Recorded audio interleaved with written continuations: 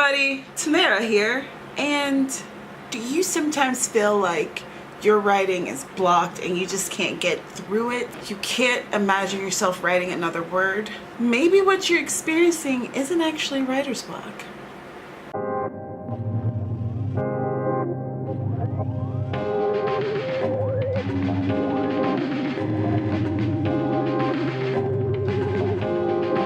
I am part of this collaboration that was created by Dianna Gunn. I will leave a link to her channel in the description. This is 12 writing myths, where there's 12 authors over a period of 12 weeks. We're talking about 12 writing myths. And my myth is the myth of writer's block. Oh, we've all heard of it. We have all seen the damage that writer's block can do. But I want to propose to you that writer's block isn't actually writer's block. I think that it's really an umbrella term that has a whole lot of other things that are involved in it. We call it writer's block, but really it's something that we can tackle if we choose to. When someone feels as though they have writer's block, they have an inability to write. It may feel as though there's a brick wall between their imagination, their pen, and the page. How do you climb this wall, this block? I would suggest perhaps taking a look at different aspects of yourself. One, burnout. We can experience burnout with writing, with work, with anything really, where you feel overwhelmed and exhausted. You're mentally fatigued with whatever that task may be. Perhaps you're feeling this with your writing and you have gone beyond your endurance. And it's not that you have a block between your creativity and generating thoughts and storylines, but that you're just really tired. You need to give yourself a chance to kind of reboot. Power down. Take a step back from your writing and just let yourself regenerate some energy. Let yourself have that time to breathe. Writing is a very mentally exhausting exercise. And even though having those days where you're writing 5, 10, 15,000 words a day and you're writing for hours on end, even though those are wonderful, but after a time they can be really draining, and it's important to give yourself time to step back away from the writing so that you don't experience that burnout. Another way where people may say that they have writer's block is that they've written themselves into a corner in their story. You aren't able to see how this story is going to go because you're frustrated, you can't find a way to take that story. You say that you have writer's block. I would suggest taking where you are in the story. If you're someone who's able to do this, not everyone can, but if you're able to, jump ahead and write somewhere else and come back to this difficult point.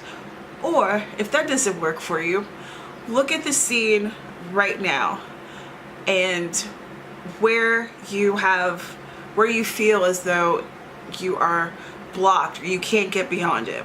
Perhaps you could take this scene out or rewrite this scene in a different way.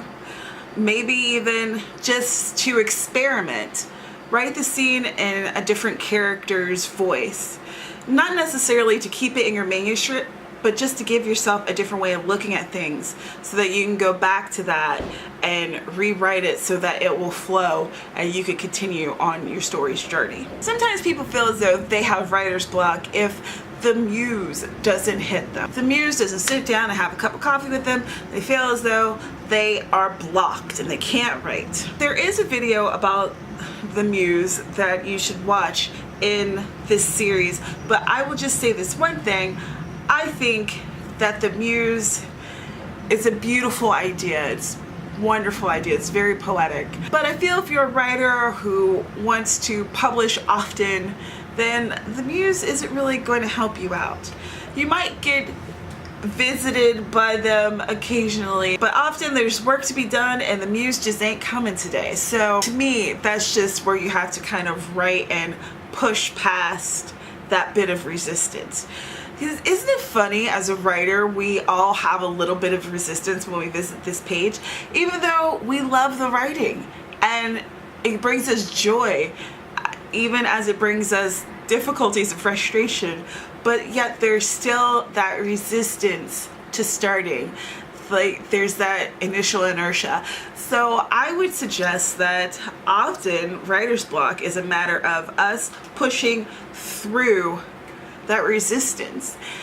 And I think that with writers whose block, so to speak, spans over time, I think that the more time you let lapse, the harder it is to break through it. The harder it is to get started.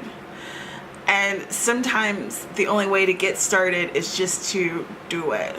Even if it's not writing on the thing that you're writing on before, even if it's writing something that's totally different, something that's totally ridiculous, writing something that's never going to see anyone else's eyes. It's just a fun dribble that is just to get you back into that habit or back into that experience of writing, because it can be hard when you haven't done it for months. So that's what I think about writer's block.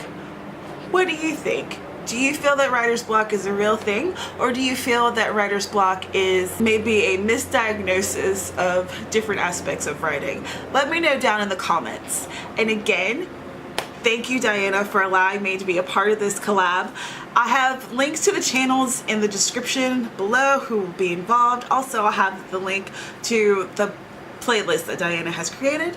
And please join me Thursdays for my write-ins and get excited because Camp NaNoWriMo is just around the corner. Holy crap. Again, my name is Tamara and I talk about writing and books, so if you like that, please subscribe and I will see you in the next one. Bye.